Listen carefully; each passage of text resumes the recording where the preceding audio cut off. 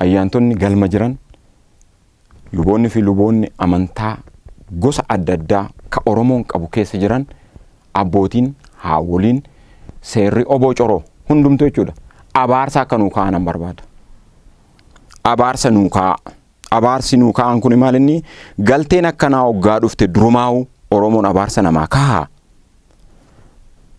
Yoon anis karaarraa maqee waan jedhamte kana keessaa waan takkallee godhe daba takkallee godhe anaa qaroon hajaamtu anaa gurraa dhuddu anaa arrabni haa gogdu abaarsa naa kaa'a.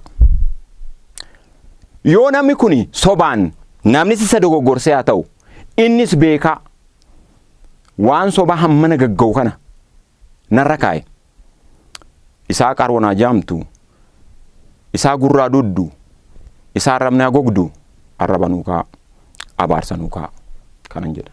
Oromoon jedheerraan dhabunan amana abaarsa kana nuu kaa'a warri dhugumaan dhimmi kun dhimma Oromoo tettan dhimma kanatti gufannaa kanatti mufannaa kanatti dhugumaan garaan isin cite warra akka kiyya garaan isin cite nama baay'ee akka garaan cite nan beeka namni baay'een akka aare nan beeka abaarsa nuu kaa'a kiyyaaf kansaa kormi lama mana tokko keessa bulu waan ta'eef kormi tokko haa tumamu.